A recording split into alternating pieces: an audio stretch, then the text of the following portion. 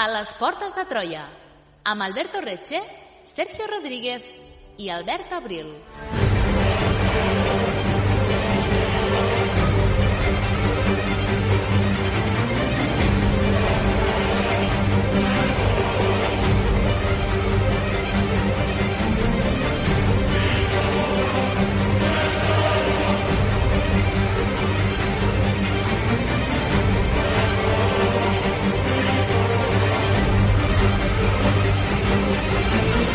La batalla de Zama és una de les més conegudes de l'antiguitat perquè va ser allà on es va decidir de forma definitiva no tan sols la Segona Guerra Púnica, també el destí mateix de les dues potències que s'hi enfrontaven, Roma i Cartago. Com a conseqüència, Roma tindria l'hegemonia per conquerir l'imperi que va acabar construint, ja que Cartago mai més seria un rival d'entitat per la ciutat llatina. A més de la batalla pel domini del Mediterrani, Zama també té la particularitat d'enfrontar dos dels millors comandants de l'antiguitat, Aníbal Barca, pel costat dels púnics, i Publi Corneli Escipió, per part romana.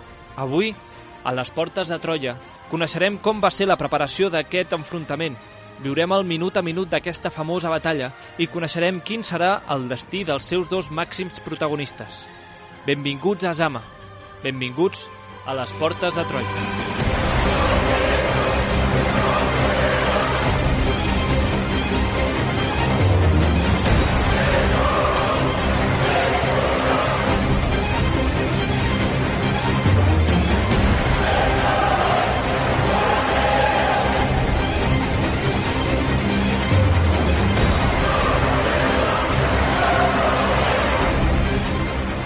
Benvinguts, benvingudes una setmana més a les Portes de Troia, el programa de ràdio d'història de la xarxa de comunicació local des dels estudis de Ràdio Castellar.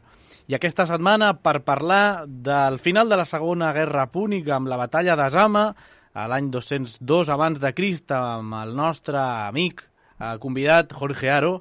Benvingut, Jorge. Hola, muy buenas. Jorge, hem fet programes amb tu al llarg d'aquests darrers anys i hem parlat del que podríem dir preqüeles, no?, d'aquesta batalla de Zama de la que parlarem avui. Vam parlar de Metaura, vam parlar de Baècula fa poc, aquesta mateixa temporada, sí. I també en el context de les guerres macedòniques, Pidna. I avui a Zama és la confluència de tot plegat en aquest final d'aquesta Segona Guerra Púnica. És aquesta batalla tan important? Sí, esta es, a mi modo de ver, esta es la batalla más importante que tuvo lugar en las tres guerras púnicas, por cuanto es la que decide de forma definitiva la Segunda Guerra Púnica, en la cual Cartago básicamente deja de ser una potencia. Es decir, la Tercera Guerra Púnica tendrá lugar simplemente porque Roma quiere acabar con Cartago y no porque Cartago en algún momento haya desafiado a Roma. Y esto es porque la derrota tan total en Zama impide que Cartago vuelva a levantarse como potencia, con lo cual el destino del Mediterráneo occidental y en parte del oriental, porque en este momento, debido a la intervención en la guerra de Macedonia y de ciudades griegas, Macedonia del lado de Cartago y algunas ciudades griegas del lado romano, pues también empieza a abrirse la puerta hacia ese lado también para Roma. Como potencia queda Roma pues prácticamente en exclusiva.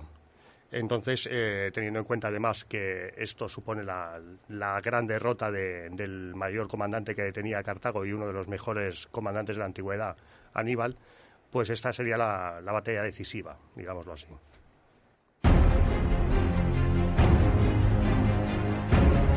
Segueix-nos a facebook.com/Portes de Troia o a Twitter @Portes de Troia. Descarrega't el podcast des d'iBooks o iTunes.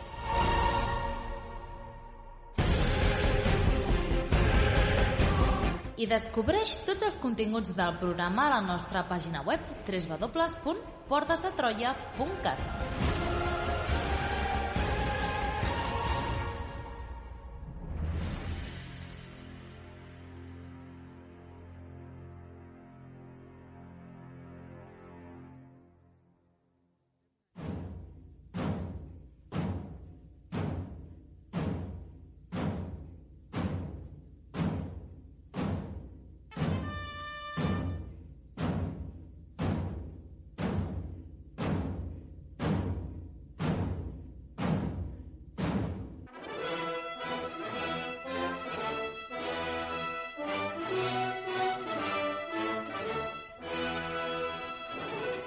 Doncs comencem aquest programa d'avui de les Portes de Troia, ja quan estem encetant la recta final de la temporada, doncs també tanquem aquest cicle de batalles, de programes dedicats a la Segona Guerra Púnica amb el Jorge Haro. Fem un petit resum d'aquesta Segona Guerra Púnica per totes aquelles persones que doncs, avui aterrin en aquest programa, tot i que nosaltres, si tenen el temps suficient, els hi recomanem doncs, aquestes batalles que ja hem citat i que hem fet al llarg d'aquestes temporades. Però, Jorge, si pots fer-nos allò 5 cèntims. Bueno, resumir la Segunda Guerra Púnica es muy difícil porque es la primera gran guerra general que sucedió en el Mediterráneo en la antigüedad y probablemente la más importante en este sentido, con un montón de implicados. Y además de esto duró pues unos 17 años, creo recordar ahora mismo. Estamos hablando ahora de 202 antes de Cristo, la batalla de Zama, y por ejemplo Cana es en el 216, el cruce de los Alpes es anterior. Lo más conocido de la Guerra Púnica es la ofensiva primera de Aníbal, que pasa a invadir Italia con sus 3 victorias consecutivas con los romanos. El hecho de que no puede, a pesar de todo esto, tomar la ciudad de Roma, pero hay que tener en cuenta que durante esta guerra hay un escenario muy importante, que es el de Hispania, que ya vimos en Baécula, que para el momento en el que nos situaremos hoy está prácticamente resuelto, pero no del todo, porque entonces ya habían empezado incluso en Hispania sublevaciones indígenas contra los romanos. Ya los cartagineses no estaban en Hispania, pero eso no quiere decir que lo tuvieran todo controlado. Y bueno, en los momentos finales de la Guerra Púnica, hay una situación de estancamiento de Aníbal en el sur de Italia, que dura muchos años. Hay 2 intentos bastante importantes, uno por parte de Asdrúbal Barca, hermano de Aníbal, de lo que hablamos en el programa de Metauro, y otro por parte de menos conocido, pero a mi modo de ver más exitoso y más inteligente, por Magón Barca, su hermano, de llevar refuerzos a Italia, que no llega a tener éxito. Aparte de eso, tenemos la campaña de Asdrúbal el Calvo en Cerdeña, que también es una campaña secundaria. Tenemos una guerra también en Sicilia con implicación de romanos y siracusanos, también con Cartago. Tenemos también una guerra civil entre los númidas, que eran los aliados de Cartago y los que proporcionaban la caballería, que será muy importante, sobre todo en esta resolución de esta batalla final. Y tenemos también el principio de las guerras macedónicas, que fueron 3 que enfrentaron a Macedonia con Roma. Macedonia era otra potencia, era la principal potencia en Europa de los reinos helenísticos, y que se vio implicada también como aliada de Cartago y después llevaría a cabo otras guerras posteriores con Roma. Por tanto, el resumen, antes de llegar a Zama de la guerra púnica, es que se va a una victoria romana en su conjunto, pero los cartagineses todavía tienen capacidad para pactar. Después de Zama ja veremos que pràcticament no la tienen. Molt bé, doncs de tots aquests fils que has apuntat, estirarem del fil on tenim a Aníbal Barca al sud d'Itàlia, allà esperant a que passin coses. Què espera exactament? Què és el que passa amb Aníbal al sud d'Itàlia? Bueno, Aníbal, después de la famosísima batalla de Cana en el 216 a.C., 14 años antes de la batalla de hoy, todo el mundo sabe aquello de que no marchó contra Roma, cosa que ha generado mucho debate sobre si fue un error o no. Aníbal se quedó en Italia hasta prácticamente la campaña de Zama, y se quedó en el sur de Italia, acampó por el sur de Italia durante mucho tiempo a sus anchas, intentando recibir refuerzos bien de Hispania o desde África, y también esperando sumar tropas italianas con los viejos enemigos de Roma en la península. Como ya hemos explicado, las tentativas de Cartago de enviar refuerzos con los hermanos de Aníbal acabaron en fracaso. Y bueno, en el sur de Italia el plan de Aníbal era, pues básicamente muy importante, era conseguir aliados en aquella zona, ciudades griegas o pueblos que habían sido sometidos a los romanos, del mismo modo que en el norte tenían que ser sus aliados los galos y los ligures, y también en el centro se suponía que los etruscos. Esto nunca acabó de suceder, las ciudades no se pasaron en masa al bando cartaginés, aunque algunas sí que lo hicieron, y hasta en la propia Roma, después de Cana, hubo, digámoslo así, se hizo la vista gorda con determinadas ciudades cuando pactaban con Cartago, entendiendo que realmente si Roma no les podía defender tampoco tenían muchas más posibilidades. el éxito de Roma en este sentido hay que explicar que sobre todo es un éxito político más que militar. A pesar de su superioridad militar, ellos en gran medida consiguen que las ciudades no se subleven porque saben perfectamente que Roma es un aliado más fiable que la propia Cartago porque tiene un sistema jurídico que así lo acredita, mientras que Cartago no es tan fiable. Puede ser más parecido a un reino helenístico del cual si te sometes no sabes bien lo que puedes esperar. Molt bé, i com va ser aquesta estada d'Aníbal al sud d'Itàlia? Bueno, el momento glorioso de Aníbal es la entrada en Capua, que era una ciudad muy importante del sur de Italia. Aníbal entra en Capua después de haber ido a Neápolis, que es Nápoles actualmente, que era una ciudad aún más importante, y donde se presentó amenazante en sus murallas y no pudo entrar en la ciudad. Esto a mí ya me da un dato sobre la famosa discusión de si hubiera podido tomar Roma, ¿no? Si no puedes tomar Nápoles, no creo que puedas tomar Roma. Esto es en mi opinión, ¿no? En esta etapa de la guerra, los romanos, a pesar de la derrota, superan el número de los cartagineses y los superan en aliados también. Aún así, Aníbal repone su ejército, porque Aníbal tuvo muchas bajas en la batalla de Cannae, y reclutó aproximadamente a 30.000 itálicos, que básicamente eran brutios y campanos. Y bueno, tanto los ejércitos púnicos como los romanos, pues, estaban divididos sobre el terreno. No se encontraron en batallas masivas, sino que las legiones y los ejércitos del propio Aníbal ocupaven diverses zones del país. Molt bé. I, clar, mentrestant hem explicat tot com hem pogut la situació d'Aníbal i dels púnics a Itàlia, però mentrestant els romans, què fan? ¿Es van organitzant? Bueno, los romanos tuvieron que reorganizarse por la fuerza, porque acaban de sufrir una debacle, y además se tuvieron que encontrar con una sublevación de los galos en el norte, la sublevación que ya se preveía cuando llegó Aníbal, se hace efectiva de forma masiva en el momento en que realmente se ven posibilidades de éxito. Aquí empieza también la Primera Guerra Macedónica, lo cual significa que Roma además tiene que enviar tropas a Grecia para ayudar a los enemigos, a sus aliados, que son los enemigos de Macedonia en Grecia. Esto lo explicamos en parte en el programa de la batalla de Pydna. Y luego el tipo de guerra que se libró en la península, en Italia, son tipos de guerra de asedio, un poco como la que habíamos descrito en Sicilia en la primera guerra púnica. Hay sí asedios pues, en Casilino, en Cumas, Locri, Crotona, Brindisi, Tarento. Hay ciudades donde se libran dos o tres batallas. Un gran éxito de los romanos fue la toma de Siracusa, en Sicilia. También se lucha en Cerdeña, en la campaña que hemos comentado, que se salda con éxito romano.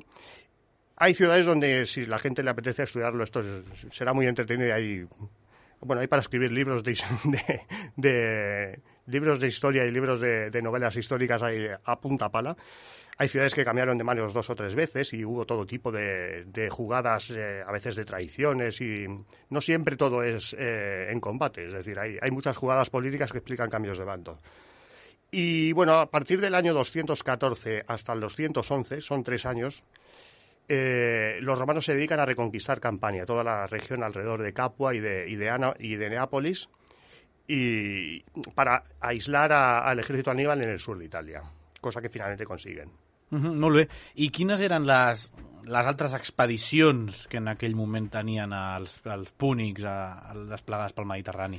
Bueno, la expedición de Asdrúbal, que acabó en Metauro en el programa que hicimos, donde muere el propio Asdrúbal, fue en el año 207 y no sirvió casi de ninguna ayuda a Aníbal. Es decir, él, una vez llegado, pues sí, reclutó a algunos galos, combatió en una batalla y murió y perdió el ejército. Básicamente ni siquiera una parte de los soldados consiguieron bajar hacia el sur ni nada de esto y unirse a Aníbal. En cambio, el tercer hermano Magón Barca, que es mucho menos conocido, este sí que llegó en el año 205 a.C., sí que llegó al norte, a la zona de Génova, y allí sí que consiguió aliados y además se mantuvo 3 años. Se mantuvo 3 años con alianzas con los ligures y con los galos. Lo que ocurre es que no pudo ya enviar ayuda a su hermano al sur de Italia porque la distancia era demasiada y porque toda la zona central estaba controlada ya por los romanos. Ahí ya Aníbal ni siquiera controlaba todo el sur de Italia. Se había quedado estancado y aislado en algunas regiones. La peripecia de Magón también merece un libro. Porque, bueno, Magón Barca hay que decir que combate en Cannae. Él no se queda en Hispania, a diferencia de Asdrúbal. Él va con Aníbal, va con su hermano. y después de la gran victoria, es el encargado de ir a África. Es decir, en un viaje también arriesgado, a través de Sicilia, pasa a África a dar noticia al sufete, al Senado cartaginés de la gran victoria, para intentar que el Senado se anime a así enviar refuerzos. De allí volverá otra vez a Hispania. De Hispania vive todas las derrotas de los cartagineses en Hispania, y al final acaba saliendo de Cádiz, sale en barco con una pequeña flotilla, se va a Menorca, donde además aún hoy hay una ciudad que lleva su nombre, que es Magón, Portus Magonis, el puerto de Magón.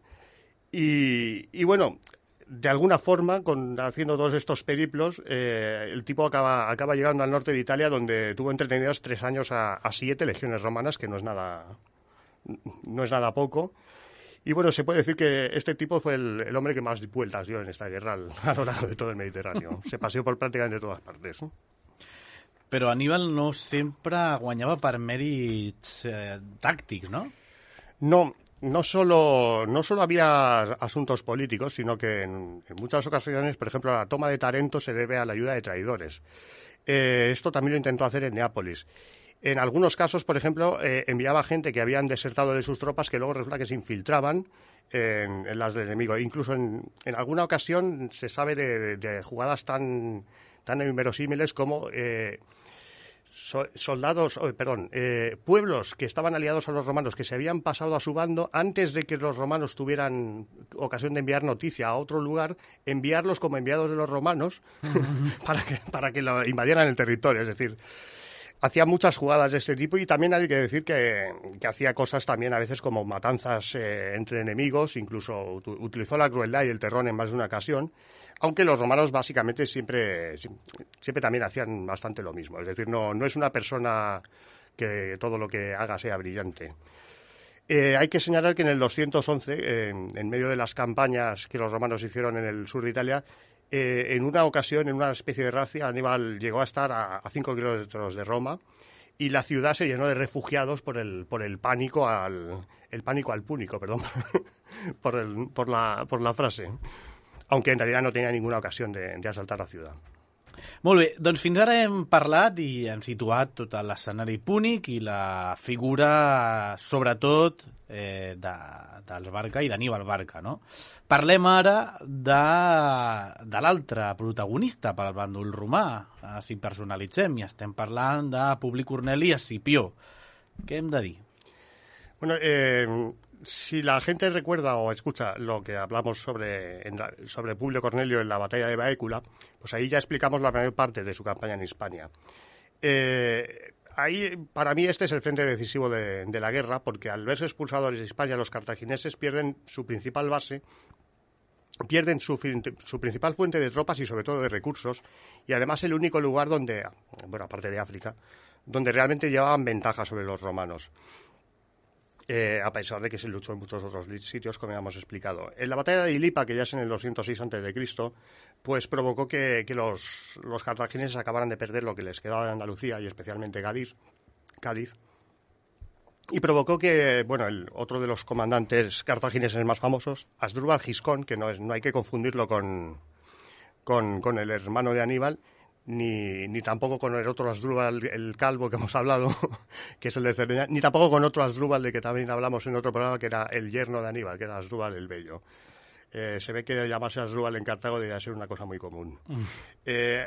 Tuvo que acabar huyendo a África, y esta es la ocasión que aprovechó Magón para hacer una jugada mucho más ingeniosa, como la que hemos comentado, de que con los pocos hombres que le quedaban se fue pues a Menorca y acabó reclutando un ejército con el que se fue a la zona de Liguria. Aún así, el dominio de España por parte de los romanos estaba consolidado, y entonces Publio Cornelio Escipión volvió a Roma, y en el año 205 pues fue elegido cónsul. Y el consulado de Escipión tenía como base, como programa político, llevar a cabo lo que era la apuesta estratégica del propio Publio y de una buena parte de los romanos, que era atacar directamente a África, desembarcar en África y obligar a Cartago o a pactar o a rendirse atacando la ciudad.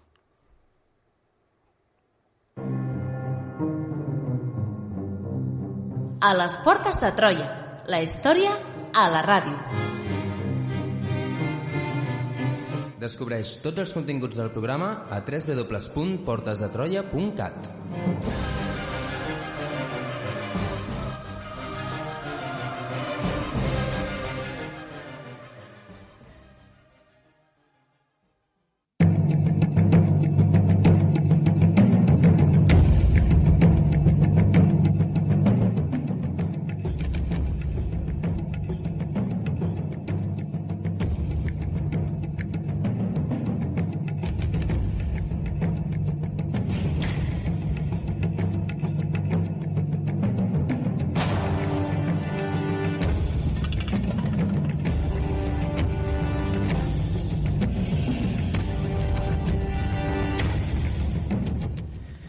Doncs al nord d'Àfrica també hi ha altres actors polítics, com per exemple els númides. Quin serà el seu paper en aquesta guerra entre púnics y rumans, Jorge? Bueno, va a ser muy importante, porque resulta que la expedición de Publio, entre otras cosas, es un éxito por un punto ciertamente inesperado, y es que en aquellos momentos el reino de Númida se había dividido en dos. Los númidas, que eran quien proporcionaba caballería muy abundante y de mucha calidad, probablemente la mejor de la antigüedad, a Cartago, pues en aquel momento tenían dos reyes. Tenían al rey Masinisa y al rey Sífax, que estaban en guerra, disputándose el trono. Para que nos hagamos una idea, Numidia controlaría más o menos lo que es la costa de Argelia, es decir, la parte de Argelia desde el Atlas hasta la costa, quitando las ciudades, que las ciudades eran colonias más bien o bien aliadas de Cartago o bien colonias cartaginesas. El reino de Sífax estaría lindando con lo que ahora mismo es Túnez, y el reino de Masinisa sería la otra parte. Entonces, lógicamente, pues como Sífax había conseguido el apoyo de Cartago, pues Masinisa, con todos sus partidarios, se pasó al bando romano. Así que una vez llegado es llegar y besar el santo, ¿no?, para Publio Cornelio. Molt bé, i amb els númides dividits i servint a romans i cartaginesos, arribem a les portes d'una nova batalla ja al nord d'Àfrica, oi? Sí, en el año 204 Publio Cornelio desembarcó en África y enseguida los cartagineses le atacaron. Ellos tenían claro cómo se jugaba el destino de la guerra y a lo que iban los romanos. Entonces cogieron a Asdrúbal Giscón, el que había venido desde Hispania, y lo pusieron al mando, junto con el ejército númida de Sífax. Aquí Publio Cornelio tuvo el buen criterio de ir retirándose y evitar el choque, porque se dio cuenta de que evidentemente era inferior al ejército contrario, e incluso inició negociaciones de paz que básicamente yo creo que son un ardid. Es decir, no es que él pretendiera pactar la paz con Roma, sino que pretendía ganar tiempo. En realidad lo que él pensaba era atacar cuando estuviera preparado. Y eso lo sucedió al año siguiente. Es decir, en el año 203 él ya estaba preparado, atacó a los cartagineses y a los númidas de Sífax, una vez que ya había recibido a los númidas adictos a Masinisa. Entonces consiguió una victoria y, bueno, Asdrúbal Giscón y Sífax le presentaron batalla en la famosa batalla de los Grandes Campos, que no es tan importante como la de Zama, porque no es la definitiva, pero es de las muy grandes y muy importantes victorias romanas, donde, bueno, básicamente Giscón al final llegó a la conclusión de que podía volver a contraatacar a los romanos, porque había recibido un contingente de mercenarios celtíberos desde Hispania, y al final fue un desastre, porque los númidas y los cartagineses perdieron la batalla, se acabaron retirando. Los celtíberos, por algún motivo, parece ser que tenían viejas rencillas con los romanos. Vayamos a saber si traiciones o quizás aquella vieja campaña en la que habían cobrado por no combatir, como explicamos en Baécula. El caso es que lucharon hasta la muerte y aguantaron unas cuantas cargas de la Tríplice Axis romanos hasta que se salvaron, pues, los que pudieron huir, que fueron muy pocos. Con todo esto, pues Sífax acabó capturado, se coronó rey Masinisa, y además, para unificar de nuevo el reino númida, pues lo casaron con la mujer de Sífax, que se llamaba Sofónide, que por cierto era hija de Asdrúbal Giscón.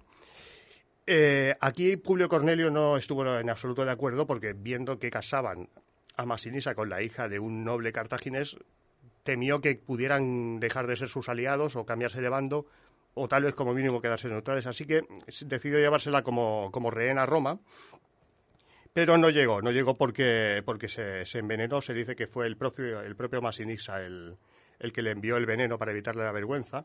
Y Sifax pues fue hecho prisionero y murió al año siguiente. No se sabe cómo, pero murió como prisionero. Jorge, quines van ser les conseqüències polítiques d'aquesta desfeta púnica? Pues las consecuencias podrían haber sido que se acabase la guerra. De hecho, se acabó. De hecho, cuando pasó esto, llegaron a un acuerdo. Ya hemos dicho que había ciertas conversaciones de Publio Cornelio. Y Roma y Cartago llegaron a un acuerdo. Cartago renunció a todas sus posesiones de África, o sea, fuera de África, perdón, y renunció a buena parte de la flota, pero no a toda, y aceptó pues pagar una indemnización importante a Roma y reconoció como rey a Masinisa. Entonces las tropas de Publio Cornelio Escipión ya no tienen nada que hacer allí, embarcaron y se volvieron para Italia. En cambio, las tropas y paralelamente, claro, las tropas de Aníbal, que estaban encerradas en el sur de Italia desde hacía años, y las tropas de Magón, que estaban en Liguria desde hacía años, pues se embarcaron y se volvieron a África, así que era un final feliz. O no. Bueno o no, què vol dir això? Per on patarà la cosa? O sigui, això és un vuelve a casa, vuelve por Navidad, pero no está bueno, clar. Pues cuando Aníbal se vio en África, parece ser que le pareció que no tenía por qué haberse acabado la guerra de aquella forma, ¿no? La verdad es que no sabemos exactamente ni los años que llevaba Aníbal sin pisar su tierra, donde había nacido, pero realmente sabemos que se crió prácticamente desde pequeño en Hispania. Y bueno, lo que sí sabemos es que cuando llegó no tenía ninguna intención de aceptar la paz, y ya eso ya lo sabemos según se va según aprovecha esta paz, que parece más una tregua que una paz. Él está en Crotona, en el sur de Italia, y allí embarca a todos los mercenarios y todos los hombres que puede. Entre 15.000 y 20.000 veteranos que si el número no es muy importante, la calidad de los soldados es tremenda. Son gente que la acompañan en todas las batallas. Hay íberos, celtas, ligures, brutos, lucanios, libios. Era el mejor ejército a pie de la antigüedad. Eso es hombre por hombre seguro. Aún así dejó algunas guarniciones en Italia porque seguramente tenía la intención de volver. Y además mandó matar a todos los caballos porque, como su caballería tenía una calidad muy superior a la romana, pues pensó que era bueno no dejarles que aprovecharan los caballos. Nada más desembarcar Aníbal en Leptis Minor, lo que hizo es empezar a buscar aliados en otras ciudades. Entonces también llegaron los hombres de Magón, que venían desde Liguria, en un periplo marítimo bastante más largo, en el cual además resultó que el pobre Magón, después de tantos viajes, no lo pudo acabar. De cansancio. Porque había sido herido en una escaramuza, parece ser que era herido en una pierna, y el caso es que acabó muriendo en el viaje. Para acabar de redondear la jugada, llegaron 4.000 falangistas de Macedonia, comandados por Sópatro, y entonces incluso decidieron perdonar a Astrubal Giscón, porque hay que explicar que a veces esto era muy habitual en la antigüedad. Una derrota militar como la que le había pasado a Astrubal Giscón en los grandes campos te podía suponer que te condenaran a muerte. Pero parece ser que si es necesario, Aníbal consideró que mucho mejor sería que indultarlo y que se incorporase con sus hombres de confianza, que parece que eran unos 2.000, y sobre todo que había 500 jinetes bastante buenos. Aún así, algunas de las ciudades africanas no querían saber nada más de la guerra, lo cual me parece totalmente normal y razonable después de 17 años. Y bueno, Aníbal más o menos las sometió por la fuerza. Molt bé, doncs sembla que davant d'aquest desplegament brutal de les forces cartagineses no pot fallar res. No, bueno, el primer déficit que tenía Aníbal ya lo hemos descrito en parte, es la falta de caballería. Había dejado los caballos en Italia, los había tenido que matar, y aparte de eso no contaba tanto con la caballería númida que históricamente le había servido. Entonces lo que hizo es, como es lógico, pues ir a buscar a los viejos partidarios de Sifax. Y consiguió que una parte de ellos se le unieran. Lo que pasa es que aquí, ya hemos dicho antes que Aníbal era una persona con puntos muy oscuros. Sospechó de buena parte de los soldados que se pasaban a su bando. Es decir, él confió mucho en los soldados que habían estado con Sifax, pero con gente que había estado con Sifax, pero que se había pasado a Masinisa y ahora se pasaron otra vez. Una purga, no diría, confió, ¿no? Entonces hizo una pequeña purga, mató a 4.000 hombres Y eso sí, se quedó con los caballos. Porque sabía caballos, que... pobres, Los caballos no habían hecho canvien de nada. bàndol i tampoc no s'assabenten, no? Así que él sabía que iba a conseguir bastantes... Había muchas tribus númidas, estamos hablando de todo el norte de África, y sabía que iban a conseguir muchos más jinetes, y no solo eso, sino también en las batallas en África los númidas también proporcionaban infantería, y bastante. Lo que pasa es que llegarían tarde a la batalla. Esto va a ser una de las claves después. Cogió los caballos de los númidas, estos 4.000 pobres hombres, y los entregó a sus propios jinetes, lo cual, bueno, no sería del todo una buena idea, porque llevar un caballo que tú no conoces en una batalla pues no es tan fácil. I en tot això, els romans, quines fitxes del taulell mouen quan s'assabenten de tots aquests moviments d'Aníbal Barca? Bueno, una vez que Aníbal está en África y empieza a moverse, en Roma sabe inmediatamente que el tratado está roto y que la paz no ha durado nada, así que tuvieron que mandar al ejército a África de nuevo. No hubo ningún debate, el comandante era Publio Cornelio una vez más, por supuesto. Y bueno, lo que hizo Publio Cornelio es, una vez llega a África una vez más, es buscar a Masinisa, buscar a su viejo aliado, que acude para sumarse a la lucha con 4.000 jinetes y unos 6.000 infantes. Esto ya le da a los romanos superioridad en caballería. Este es quizá la clave. Las grandes batallas ganadas por Aníbal contra los romanos siempre son con superioridad en caballería, aunque tiene inferioridad en infantería.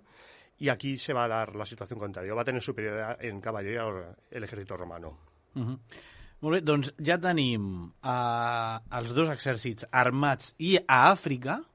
Ja està? Que comença la batalla ja o què passa? ¿Preparativos? Bueno, primero los ejércitos se ponen en marcha. Es decir, la batalla empieza con un juego de marchas y contramarchas. Aníbal decide marchar con su ejército contra el romano, intentando evitar que se una al ejército de Masinisa, a los númidas. No sabe en ese momento que realmente ya se han encontrado ambos ejércitos. Entonces Publio Cornelio se da cuenta y decide engañar a Aníbal, fingiendo una retirada en dirección hacia Cartago, más o menos, y eso provoca que Aníbal lo persiga. En un punto de la persecución, casi en Zama, casi al lado de donde será la batalla final, la caballería romana y la caballería númida le tienden una emboscada a la de Aníbal, en la cual la derrotan, y esta se retira. Así que después de esto utiliza la misma caballería y legiones Escipión para tender una emboscada a un convoy de suministro en el cual, aparte de hacer unas 4.000 bajas a los romanos y unos 4.000 prisioneros también, consigue quedarse con todo el apitolamiento. Después consigue tomar una pequeña ciudad que se llamaba Parta, y ahí se asegura, pues, entre lo que le ha capturado a los cartagineses de Aníbal, más la ciudad, pues rutas de suministro y sobre todo fuentes de agua, que es muy importante. Ahí Aníbal concerta una entrevista para negociar él mismo una paz. Probablemente, no sabemos si verdaderamente buscaba una paz o era también otro engaño en el que se llevaban los dos, ¿no? Que ya se conocían bastante bien, me parece a mí. Porque intenta, pues, concertar algún tipo de negociación, porque realmente no tiene un buen acceso al agua.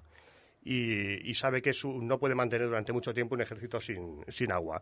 Los dos se vieron, esto es importante, todos los historiadores antiguos lo recuerdan, se encontraron ellos dos solos, estuvieron hablando, seguramente hablaban en latín, porque Aníbal había vivido muchos años en Italia, y no parece ser que no llegaron a ningún acuerdo, no sabemos nada más de que... Amb el pretext de l'aigua. Sí, era, bueno, Aníbal necesitaba conseguir algún tipo de acuerdo para que se pudiera abastecer su ejército de agua.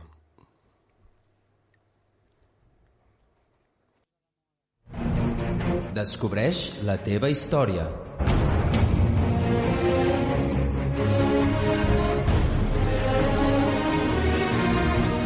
Troba'ns a facebook.com/Portes de Troia i a Twitter @Portes de Troia.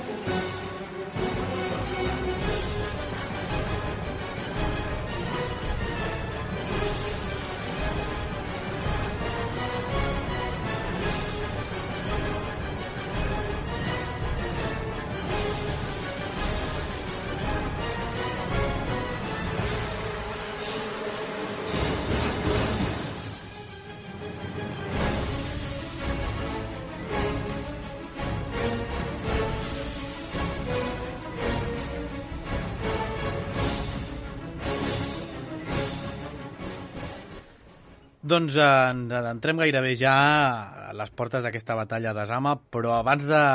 Millor dit, després d'aquesta escaramussa que m'ha explicat ara, que el Jorge ha explicat, ja ho has dit, estàvem molt a prop de Zama, per tant, ja els exèrcits es disposen sobre aquest terreny. Com serà? Bueno, al no haber ningún acuerdo y ser una situación urgente, pues la batalla tiene que ser muy rápida, hay que moverse y bueno, Aníbal dispuso su ejército. En el ala izquierda situaba 3.000 jinetes númidas, que estaban mandados por Tiqueo.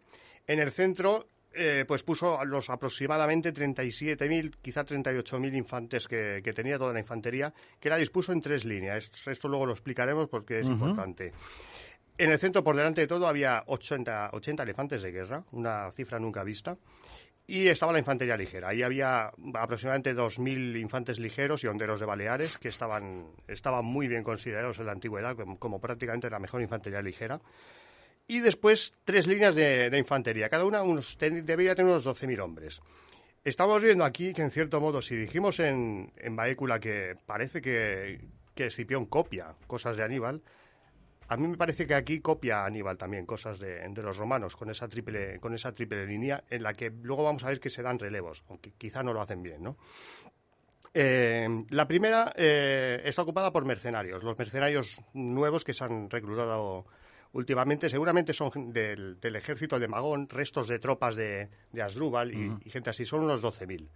En la segunda línea tenemos el ejército de lo que sería un viejo ejército de falange, es decir, están los 4.000 macedonios de la falange macedonia y hay 8.000 ciudadanos cartagineses como los que vimos luchar también en la batalla de los llanos de Bagradas, que son ciudadanos y que sí que luchan porque la guerra es en su tierra, que no van a las expediciones, pero son una infantería pesada que lucha al tipo griego también, con el tipo de formación griega. Y entonces está la tercera línea, donde están esos 12.000 veteranos de Aníbal, donde ahí hay de todo, como hemos descrito, hay celtíberos, hay íberos, hay galos, hay ligures, hay brutios, campanos, y hay toda la gente que ha seguido a Aníbal y que ha sobrevivido a todas estas campañas, que tampoco era todo el mundo. Y bueno, luego tiene la caballería propia, la caballería cartaginesa, que la manda Cartalón, con unos 3.000 jinetes, que son los que, digamos, que llevarían los caballos prestados, como hemos descrito antes. Algunos de estos sí que eran veteranos, pero muchos eran gente recién reclutada. Molt bé, i has descrit perfectament com era la formació púnica. Els romans com ho farien ells? Pues de forma habitual y yo hasta diría conservadora, es decir, los romanos pusieron las típicas 2 legiones y las 2 alae, que recordemos son como legiones, pero de aliados de Roma, armados igual, organizados igual, que suman unos 16.000 hombres en total. Y bueno, delante tienen unos 6.000 velites, que es la infantería ligera romana por antonomasia, básicamente gente armada con jabalinas. Además, aquí hay una novedad, se puso a músicos, sobre todo gente con grandes trompas y trompetas y con tambores que hacían mucho ruido, porque habían llegado al aprendizaje de que aquello asustaba a los elefantes en una batalla y podía ser muy importante. En los flancos se sitúan unos 7.000 auxiliares y a la izquierda hay unos 7.000 auxiliares en los 2 flancos, quiero decir. Y a la izquierda pues tendríamos 6.000 jinetes de Masinisa, que es la mejor caballería que hay en el campo de batalla este día, y además es más numerosa, que además los manda personalmente el propio Masinisa. Y a la derecha hay un poco menos de 3.000 jinetes de la no muy buena caballería romana, que básicamente son romanos e itálicos, más itálicos que romanos, porque hemos comentado en todos los programas que en Roma de por sí no había buenos caballos y no había buena caballería. La formación de las legiones era conservadora, pero no era la de siempre, porque los manípulos estaban más separados de lo normal. Es decir, había un espacio entre las diferentes formaciones romanas que dejaba más hueco del habitual, y se suele creer que esto es clave en la victoria porque era como pasillos para que pasaran los elefantes, ¿no? Aparte de eso, la tercera línea, los triarios, estaban bastante más lejos de las otras 2 de lo que habitualmente en las demás batallas. No estaban todas a la misma distancia, los triarios estarían más lejos, preparados para intervenir más tarde, supongo. Molt bé, doncs ara sí, començarà la batalla de Zama. però també parlem d'un tema que va sortint també als programes que hem fet d'aquesta Segona Guerra Púnica i està centrada aquesta pregunta amb els elefants. Ja ho vam veure a Bècula i ho hem vist en altres moments. Són un avantatge, són un inconvenient? I què passa amb ells a Zama? I endavant amb la batalla, Però aquesta pregunta, després de fer aquests programes sobre el tema, ja, els elefants, què? Es difícil decir, porque en las batallas que hemos hecho, y no solo con cartagineses, sino incluso con otros pueblos, los elefantes pasa más veces que acaban perjudicando al ejército que los utiliza que lo contrario. Lo que sí es cierto es que cuando es al revés pueden ganar una batalla prácticamente. Pero sí que es cierto que los elefantes, si no están muy bien dirigidos y se utilizan muy bien, son una desventaja en realidad. El primer problema aquí es que los 80 elefantes es una cantidad excesiva. Los cartagineses nunca habían tenido tantos elefantes en batalla y resultó ser un error para mí catastrófico. Es decir, un elefante de guerra era muy caro de mantener, era de un entrenamiento lento, muy complicado, y todos estos elefantes se habían ido capturando y entrenando en cuestión de meses, a toda prisa, y para aquella batalla, con una cantidad desmedida, quizás a lo mejor con intención de asustar a los romanos por la simple cantidad. Lo que está claro es que no había suficiente tiempo ni tampoco había suficientes mahuts, que son las personas que estaban encargadas, que vivían con el elefante prácticamente, que eran los que lo llevaban a la batalla, que los entrenaban y que sabían conducirlos adecuadamente. Entonces, si muchas veces habían sido problemáticos, pues en este caso 80 elefantes y además recién capturados iban a ser mucho peor. Ya antes de la carga inicial se registra que había elefantes que ya estaban asustados por el ruido de los músicos. Es decir, gente allí tocando trompetas y tal. Y bueno, cuando... Una batucada. Sí, pues los elefantes ya antes de empezar estaban nerviosos. Entonces, al cargar, cuando se ordenó la carga, se desmadraron muy rápido la mayoría. Se desmandaron totalmente. Algunos tiraron al mahut al suelo o fue muerto por jabalinas o cayó derribado, se cayó accidentalmente. Con lo cual la mayoría de los elefantes no llegaron nunca a las líneas romanas. Los que llegaron lo que hicieron fue pasar por los pasillos estos que hemos descrito antes, que se suelen describir como uno de los grandes aciertos de Publio Cornelio. Los que intentaron huir por los flancos. En los flancos, los númidas, que conocían bien a los elefantes, les tiraron jabalinas para asustarlos y consiguieron que huyeran en dirección contraria, con lo cual se echaron, pues básicamente, encima de los flancos de Aníbal.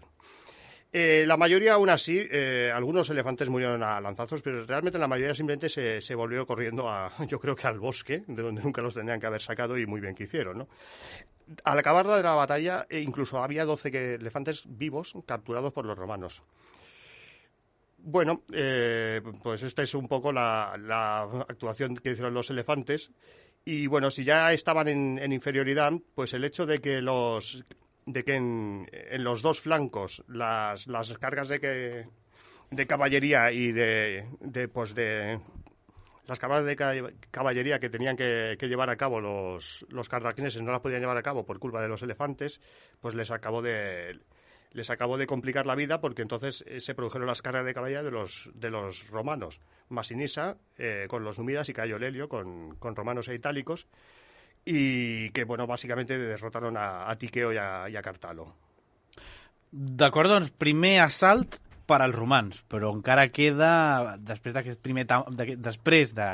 primer embat, la jugada amb el cos a cos. Com serà? Sí, bueno, cuando empieza el combate cuerpo a cuerpo entre la infantería, a pesar de que los elefantes han hecho el papel que han hecho y las caballerías pues están en su propia batalla, en la cual ganan los romanos, pues todo es muchísimo más igualado, y es donde aquí Aníbal hubiera podido darle la vuelta a la situación. Primero, siempre en la táctica romana de triples axis, atacaban primero los astati, que no eran la mejor tropa, sino la segunda mejor, y no pudieron romper la línea de mercenarios, cosa que ya de por sí era preocupante, porque los mercenarios no eran la mejor tropa de los cartagineses, sino que eran la peor.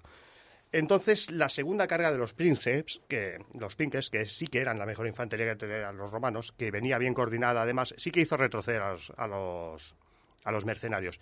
Aquí llega la segunda línea de cartagineses, que es la de cartagineses y macedonios, ciudadanos, disciplinados, están luchando por unas causas más importantes que que una paga. Y bueno, hubo un cierto follón porque los mercenarios tenían que huir por los flancos, es decir, rodear a los ciudadanos macedonios y cartagineses, y esto empezó a provocar que las líneas se fueran alargando. Es decir, el frente de batalla, en lugar de contraerse, se empezó a alargar, al contrario de lo que habría pasado, por ejemplo, en la batalla de Cannae. Y se dice que incluso hubo mercenarios que acabaron teniendo enfrentamientos violentos con algunos de sus propios compañeros cartagineses y macedonios para que les dejaran pasar porque realmente querían retirarse. Al final, buena parte de los mercenarios acabaron huyendo, aunque otros no. Otros, una vez retirados, sí que se reagruparon para volver al combate. Ho has dit fa un moment, que aquest combat d'infanteria doncs va ser més igualat, però Escipió no va suar una miqueta més en aquesta batalla definitiva? Sí, aquí, a ver, una vez que tienes que los Astati, tu primera línea no ha podido superar a los mercenarios, y una vez que tienes enzarzados a la segunda y la de más calidad con el grueso del ejército cartaginés, sin que hayan intervenido aún la élite, que son los soldados de Aníbal que están detrás, con esa formación tan estirada, el ejército se hubiera podido romper en trozos. Entonces Escipión tomó la decisión de ordenar a su ejército que dejara de presionar, que dejara de atacar, de avanzar, y que los Astati pasaran a los flancos, mientras que los prinques ocuparan el centro. Así que el relevo habitual no se hizo. O sea, el relevo habitual hubiera sido que pasaran detrás. Se hizo que pasaran los flancos y bueno, entonces Aníbal hizo lo mismo. Es decir, viendo cuál era la situación, cogió su tercera línea, la que tenía reservada para el final, y envió a sus veteranos de la tercera línea al centro para que los macedonios y los cartagineses, las tropas ciudadanas, se fueran hacia los flancos con los Astati, es decir, las mejores tropas contra las mejores, digamos, y las segundas mejores contra las segundas mejores. Entonces llegaron los triarios, que hemos comentado en otros programas que era una expresión típica romana acabar en los triarios como algo muy complicado y muy difícil. Pues aquí acabamos en los triarios, es decir, volvió a pasar lo mismo. Los triarios ocuparon el centro de la formación. Entonces los princeps fueron los que empezaron a pasarse hacia los flancos, mientras que los Astati iban ya un poco retrocediendo. Aquí hubiera podido Aníbal ganar la batalla, y de hecho lo hubiera ganado, si no hubiera sido porque pasó lo mismo que en Cannae, pero al revés. Tanto Masinisa como Cayo Nelio habían derrotado a sus contrapartes cartaginesas, como ya hemos explicado. Estaban en superioridad numérica y además tenían caballos de más calidad, jinetes de más calidad. Habían hecho huir a la caballería enemiga superviviente y entonces se volvieron para atacar por la retaguardia al ejército de Aníbal y rodearlo como Aníbal había hecho con los romanos en Cannae. Evidentemente Aníbal no se iba a esperar como los romanos en Cannae. A él ni lo capturaron, ni lo derrotaron, ni lo mataron. Empezó el ejército a retirarse con bastante orden, evitando el cerco. Los romanos intentaron perseguirlo, querían matarlo, querían, si no, capturarlo, pero los ataques en los que realmente llegaron a tomar contacto con la guardia de Aníbal, que estaba formada estaba formada por gente de Iberia y por gente celta, pues fueron catastróficos y tuvieron muchísimas bajas porque eran soldados pues muy profesionales y mataron unos cuantos romanos, así que tuvieron que dejar de perseguirlo simplemente. Y entonces llegaron los númidas. Los númidas que... Ja s'ha acabat aquí. Llegó el hijo de Sífax y llegaron a intentar salvar a los cartagineses que acaban de perder la batalla y fueron ellos también derrotados. Es decir, fue un desastre. O sea... Molt bé. I final de la batalla. Com encara ens queden uns minutets, posem una miqueta d'ordre i parlem de les conseqüències que va tenir aquesta batalla, Jorge. Bueno, las consecuencias humanas primeras. Pues los cartagineses tuvieron aproximadamente 20.000 muertos y les tomaron 10.000 prisioneros. Teniendo en cuenta que además los mercenarios, como hemos comentado, huyen y estas cosas, pues no había ninguna posibilidad de rehacer un ejército. Los romanos y los númidas entre los dos tuvieron 5.000 muertos. Hemos comentado ya en otras batallas que en la antigüedad la gran mayoría de las bajas se sufrían después de la derrota, en la persecución, y que realmente un ejército victorioso, tener 5.000 muertos es mucho, es una batalla realmente muy dura. Escipión no marchó contra Cartago, le pasó un poco lo mismo que a Aníbal después de Cannae, pero sí que lo que hizo es hacerles una oferta de paz. De hecho, un año antes habían aceptado una oferta de paz y bueno, les hace una oferta de paz con la cual no van a poder entrar en ninguna guerra sin permiso de Roma, tienen que entregar todos los buques de guerra, en la anterior eran casi todos, pero no todos, entregar los elefantes y bueno, de nuevo volver a reconocer a Masinisa en su reino y además pagar una indemnización a Roma de 10.000 talentos de plata, que era mucho dinero, en 50 años. Las condiciones son más duras que en la paz anterior, pero tampoco son mucho más. És a dir... I tenim a Aníbal que pot escapar. Què se'n fa d'ell? Bueno, Aníbal seguramente, si lo hubieran capturado, seguramente habría muerto o habría sido apresado y llevado a Roma para el resto de su vida o ejecutado en Roma de esa saber de qué forma.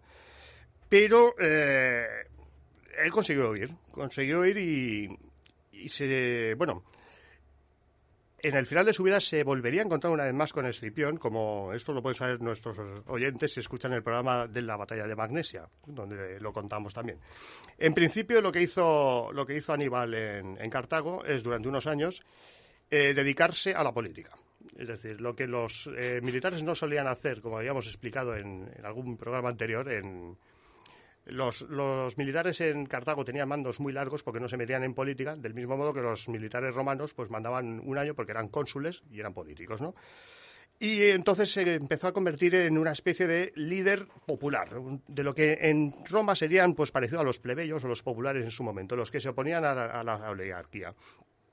Él lo que pretendía en el fondo era tener unas clases populares en Cartago que se parecieran algo más a las romanas, a esas clases que habían formado los ejércitos romanos sin necesidad de tantos mercenarios y que luchaban mucho más por patriotismo, ¿no?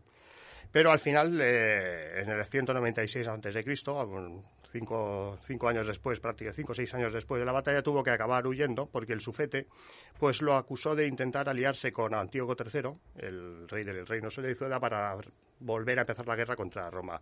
Entonces pactaron entregarlo a Roma. Por cierto que de los pocos que en el Senado romano no creyeron en esa acusación y dijeron que Aníbal no había hecho eso eran Escipión y algunos de sus partidarios. Tuvo que irse inmediatamente al exilio y acabó finalmente pues en la corte de Antíoco III. Sorpresa. Algún contacto de él, pero acabó como asesor militar hasta que acabó Antíoco III luchando contra Roma en Magnesia, como ya explicamos, donde también como asesor militar estaba Escipión de las tropas romanas. Y allí, bueno, es donde se dice que se volvieron a encontrar los dos. Después tuvo un periplo huyendo de los romanos que siempre lo querían entregar, o sea, siempre lo querían capturar, y de gente que lo quería entregar, parece ser que su cabeza valía mucho, hasta que se suicidó en el 183 a.C., con 63 años. Se cree que por miedo a caer en manos de Roma. Molt bé, doncs mort Aníbal Barca, que ens ha acompanyat molts dies. Què passa amb la figura de Publi Corneli Escipio? Pues la suerte de Publio Cornelio pues fue casi tan mala como la de Aníbal, la verdad. A pesar de haber ganado la batalla, de haber ganado la guerra y de haber sido considerado el salvador de Roma, la fama que llegó a reunir, y esto ya lo habíamos comentado un poco en Baécula cuando los íberos pactan con él y le juran lealtad y le llaman rey, y él les va diciendo, no, yo no soy rey, yo vengo aquí en representación, bueno. Toda la élite del Senado empezó a creerse sus propios temores, que es que este hombre se iba a coronar rey, cosa que jamás intentó ni parece que tuviera ninguna intención. Y bueno, en cierto modo se iba prefigurando lo que después sería el paso al imperio. Había una verdadera crisis de autoridad de la República ante unas conquistas tan grandes y ante jefes militares, y parecía que se iba a ir a una especie de reino helenístico. Y en este caso, pues acusado de muchas cosas siempre, Publio Cornelio por sus enemigos políticos, por miedo a lo que pudiera hacer, lo acabaron acusando de corrupción y entonces se exilió él mismo. Se fue a su casa Liternum y allí fue incluso enterrado. No quiso volver a Roma ni siquiera después de muerto para que lo enterrasen en Roma. Y sabemos que en tiempo de Tito Livio todavía su tumba existía y se conocía. Molt bé. mai arribem amb temps als teus programes per comentar les fonts, mai és mai, però avui encara pots dir 30 segons... Bueno, hay muchísimo paralelo sobre las guerras púnicas, lo he comentado antes, es la primera y la gran guerra general que hay en todo el Mediterráneo, que implica un montón de potencias y que dura un montón de años. De los clásicos, pues sobre lo que hemos hablado hoy, básicamente, los relatos más comentados siempre son Tito Livio y Polibio. Los historiadores básicos que más hablan de estas batallas. Y bueno, modernamente, sobre Zama ha hablado mucha gente, han escrito muchos autores. Quizás si nos atendemos un poco más a lo que es la gente que habla de lo que se llama el arte de la guerra, yo prefiero decir la técnica de la guerra, pues tenemos a Hans Delbrück, Spencer Tucker o Theodor Bosch. Jorge, hem acabat amb les guerres púniques. Una mica de dol hem de passar ara, Bueno, no sé, eso faltaría la tercera, pero eso para mí no es ni una guerra, eso es una vergüenza, ¿no? Acomiadem el nostre estimat convidat Jorge Haro aquesta temporada de les Portes de Troia. Esperem que, si tu vols, doncs la propera temporada tornis a venir. Qui sap si amb un nou repertori de capítols que acabin com avui amb una gran festa, no? Festa de la guerra, com és la batalla de Zama. Moltes gràcies, Jorge Haro. Muchas gracias.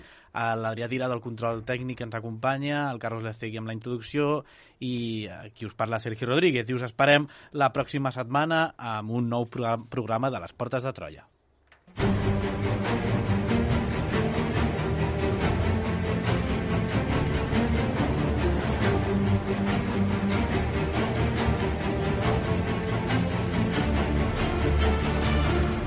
A les Portes de Troia, amb Alberto Reche, Sergio Rodríguez i Albert Abril.